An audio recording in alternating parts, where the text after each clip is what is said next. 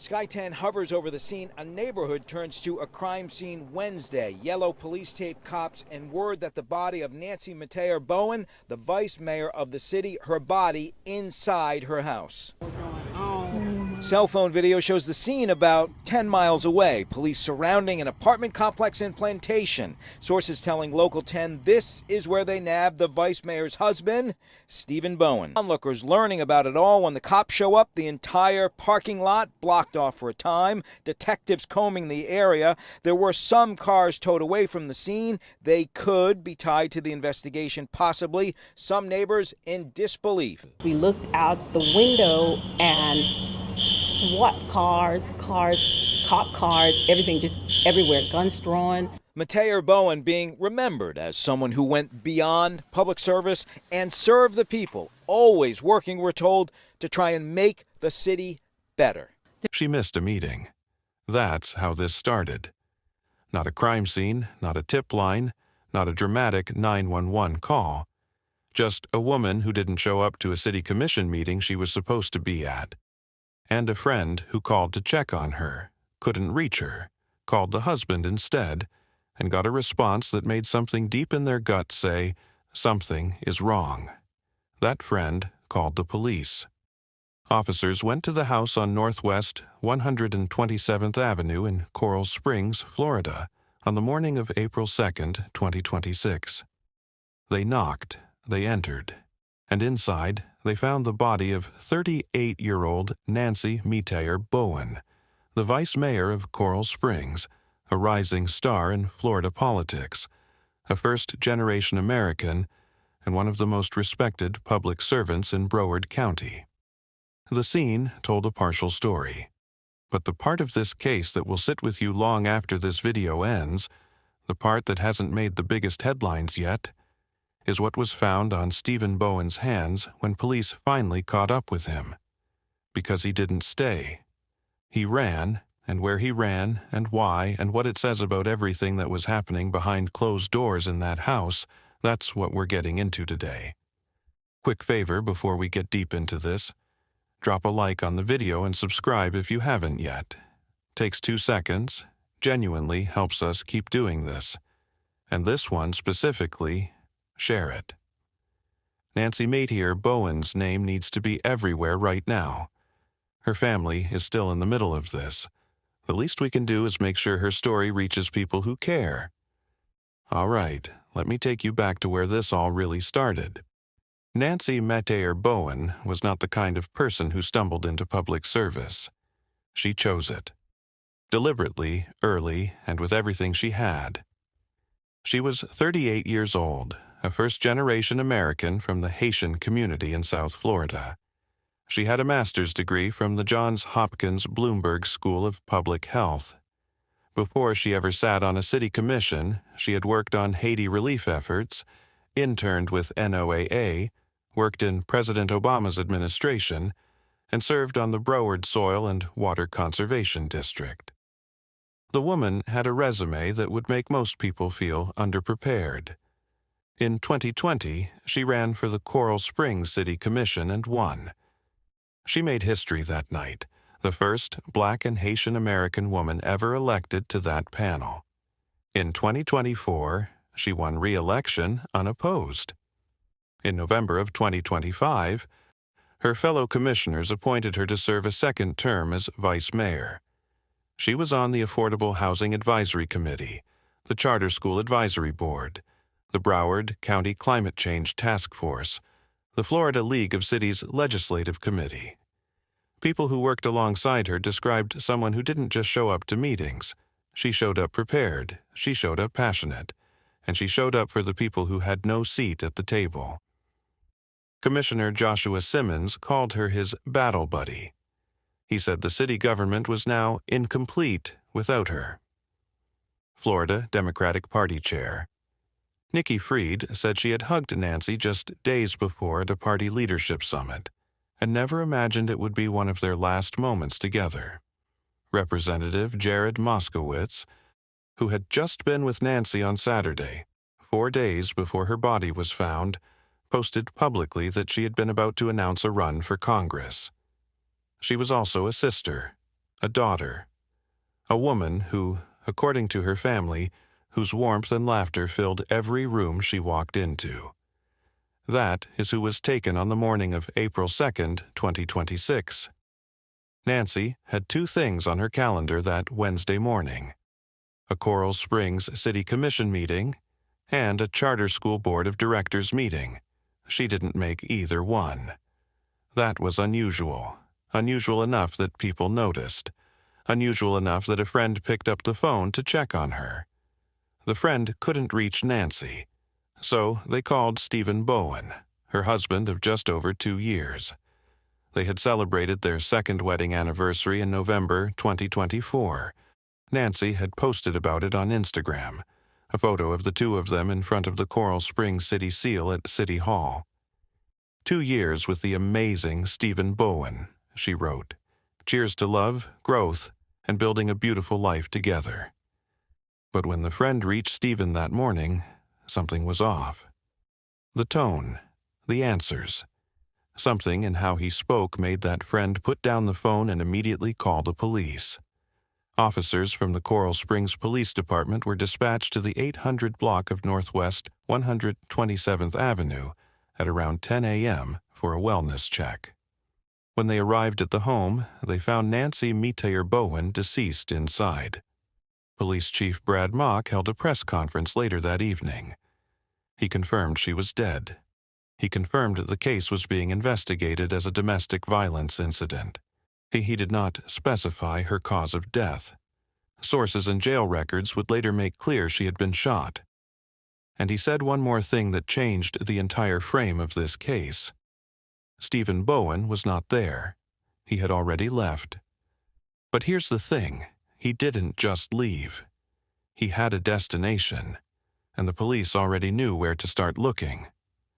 While officers were still processing the scene at the house, investigators began tracking Stephen Bowen. Plantation license plate readers, the kind of quiet surveillance infrastructure that most people forget exists, picked up a hit on his car along SR 7. He was traced to the Landmark Towers apartment complex in Plantation, Florida. Just a few miles from home. Not far enough. Cell phone video captured what happened next. Law enforcement swarmed the complex, SWAT vehicles, police cruisers, guns drawn. A witness told Local 10 News they heard what sounded like a gunshot and looked out their window to see officers everywhere. Stephen Bowen was taken into custody in Plantation with his hands behind his back. The footage shows him in a long-sleeved shirt, athletic shorts, and sneakers. Calm on the outside, but the evidence on him told a different story. Forensic analysis of his hands, gunshot residue testing, fingerprint analysis, pointed directly back to Nancy. Back to that house, back to what had happened before he drove away. He was transported, booked, and charged. First-degree premeditated murder. Tampering with or fabricating physical evidence. Those are the official charges as of today. First-degree premeditated murder. Not second-degree, not manslaughter, premeditated. Our prosecutors aren't suggesting this was an accident or a moment of rage that spiraled. They are saying this was planned. And I want to know what you think about that, because first-degree premeditated murder means intent. It means someone thought about this before they did it. Now here's where this story starts to peel back, in a way that's uncomfortable but necessary. From the outside, Stephen and Nancy looked like a success story. A rising political figure and her husband, photographed together at City Hall, posting milestones, curating a life that looked aspirational on every screen. But the investigators' framing of this as a domestic violence case from the very first press conference, before charges were even formally filed, suggests they had reason to look in that direction immediately. This wasn't a wild guess. Police Chief Mock used that specific language deliberately. Domestic violence rarely announces itself to the public. It lives in the spaces between the Instagram posts, in the things a person doesn't tell their colleagues because they've built a career on being strong. In the private conversations that never make it into any report until something catastrophic forces them to the surface. What we know right now is that investigators perceived this as domestic violence. What we don't yet know is the full history, what, if anything, had been reported before, whether there were prior incidents, whether anyone in Nancy's life had seen warning signs that didn't register as emergencies until now. That is still being investigated, and it matters, not to excuse anything, but because understanding how this happened is the only way to have any chance of preventing it happening to someone else. What we do know is that Nancy was also carrying grief in the months before her death. In December 2025, her brother Joshua, a survivor of the 2018 Marjorie Stoneman Douglas High School shooting in Parkland, died by suicide after years of battling schizophrenia. She had just buried her brother. She was processing that loss while continuing to serve her community, continuing to show up, continuing to be the person everyone needed her to be. And she was about to announce a run for Congress. She was building toward something, and someone ended it. The news hit South Florida like a shockwave. Broward County Mayor Mark Bowen released a statement. Florida Democratic Party Chair Nikki Fried spoke publicly. State Representative Dodie Joseph, State Representative Angie Nixon, U.S. Representative Maxwell Frost, elected officials across the state put out statements expressing grief and disbelief. Tamparing's Vice Mayor Marlon Bolton, who had known Nancy personally and professionally, said, "Every time you talked with Nancy, it's all about how can I help the next person. Nobody will be able to walk in her shoes." CURE President Samir Keikli. Nancy had been a vocal supporter of diversity and inclusion in Coral Springs during a contentious period involving a Muslim conference, said it felt like losing a sister. The city of Tamarack announced they would honor her at their next commission meeting. Coral Springs City Hall, where Nancy had sat at the dais just weeks earlier, became a place of mourning. Commissioner Joshua Simmons, who had stood at that press conference trying to hold himself together, voice cracking, searching for words, had described her this way. She cared about students. She cared about seniors. She cared about the environment. She cared about fairness. She cared about equality. She cared about her culture. She cared about people being able to take full advantage of all the rights and everything that is present on this earth. That is the person Stephen Bowen is charged with killing. Here's what I keep coming back to. The friend who called the police, that one phone call, that instinct. Nancy might have laid in that house for much longer if someone hadn't trusted their gut. Have you ever had a moment where something just felt wrong and you had to decide whether to act on it? Tell me in the comments. Stephen Bowen, 40 years old, is currently booked in the Broward County Jail System. He is facing first-degree premeditated murder and tampering with or fabricating physical evidence. The tampering charge is significant. It suggests that between the time Nancy was killed and the time police arrived at that house, Stephen did something, moved something, disposed of something, altered something, in an attempt to change what investigators would find. What specifically is still part of the ongoing investigation. First-degree premeditated murder in Florida carries a mandatory sentence of life in prison. There is no parole for first-degree murder in Florida. If Stephen Bowen is convicted on that charge, he will never leave prison. The case is in its early stages. There will be an arraignment. There will be motions. There will be a legal process that takes months, if not years, to unfold. Nancy's family will have to sit through all of it. And right now, today, they are doing that while also grieving. While also burying the second family member they've lost in less than 6 months. While also watching the world react to something that happened in the private space of a home that was supposed to be safe. In some cases, an arrest feels like a turning point. The investigation found its answer. The suspect is in custody, and the path forward, while painful, is clear. This case is not simple like that. Because the question that lingers here isn't whether Stephen Bowen did this.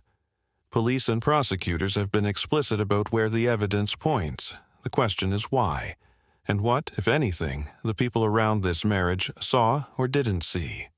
And what happens to the culture of domestic violence that hides behind carefully curated social media feeds and public-facing smiles. Nancy Metayer Bowen spent her career fighting for people who couldn't fight for themselves, affordable housing, environmental justice, the rights of immigrants and communities that had been overlooked. She believed, as her family said, in bringing people together and working tirelessly for positive change. She was doing all of that while, apparently, something dangerous was happening in her own home. That is the heaviest part of this story, and it's not a detail to gloss over. I'll ask it directly. Do you think we, as a society, know how to recognize domestic violence when it's happening to someone who appears successful, powerful, and put together? Or do we only look for it in certain kinds of households? I genuinely want to hear your thoughts. If you've been with this video from the start, you already know what to do. Smash that like button, subscribe, and share this one. Especially share this one. Nancy Metayer Bowen's family deserves for her name to be known beyond Broward County. And trust me, the next story on this channel hits just as deep. You do not want to sleep on it.